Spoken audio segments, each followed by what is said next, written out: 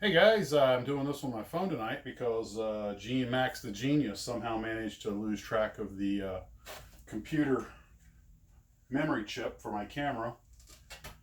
Oh, God, it's a $100 chip, the big 64 megabyte job. Oh! Well, it's got to be around here someplace. It's either in the camera, by the computer, or in the computer. So I tore my desk apart. Anyway, it doesn't matter. I'll find it or get another one. That one's getting pretty beat up. It's a $100 chip.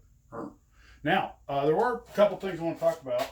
Uh, somebody, I think it was Chris, had talked about a really good deal he got on some kits at a garage sale, and someone else had mentioned they picked up some really nice kits at estate sales. And man, I never even thought about that. I'm not sure how you go about finding garage and estate sales for kits or for sale, but that's the thing because some of them found some rare stuff, and so if there's a way to keep your eye open for that, I'd highly recommend it. That sounds like a great way to pick up some kits. Also, I'd forgotten. I just cleaned out my computer found some photos from 20 years ago in September of 2001. And yes, just before 9/11, because that's where I was when it happened. I was in New Zealand, and I'd gone to the museum. I believe it was the one in Wanaka, their transportation museum, and it's a small museum with a lot of great stuff. Very New Zealand Kiwi. Well, the Kiwis are fantastic model builders. And they had a bunch of beautiful models on display, including an almost full size 1/72nd scale uh, airfield that had medium bombers and trainers and fighters and a lot of cool stuff on it. And I didn't have a good camera back then. It was 20 years ago. But I did take some pictures. I thought I'd share those with you. And I don't know if that display is still there. I hope so because it was really a beautiful display. And here's a few of their other models as well. And something else, my wife, like I said, we've been kind of binge watching Madam Secretary, and I'm pretty sure someone on that writing staff is a model builder because they had at the end of season 4, episode 21, the I guess the chief of staff. The guy. He's this very uptight, sort of. I don't want to use the word neurotic. He's extremely smart, but full of energy and always kind of working fast forward. Never takes any time off. And one Tim Daly's character, who plays her husband, is trying to like get him to relax. Like, don't you have any hobbies? And he says, well, as a kid, I used to build models. And he gives this great little soliloquy on why he liked it and why it was important to him. And at the end, he talks about his favorite ones, most of World War II fighters, and he says it was the Corsair.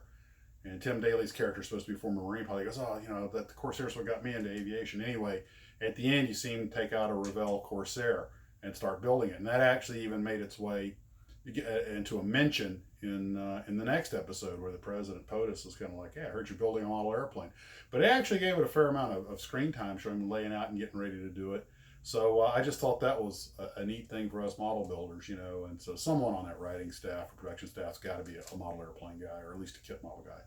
And the George is coming along. I have been taking a lot of pictures. I put it maybe one notch above a contemporary monogram kit. I haven't had any fit. I have one minor fit issue with the fuselage halves going together, but a couple of rubber bands and some glue took care of that.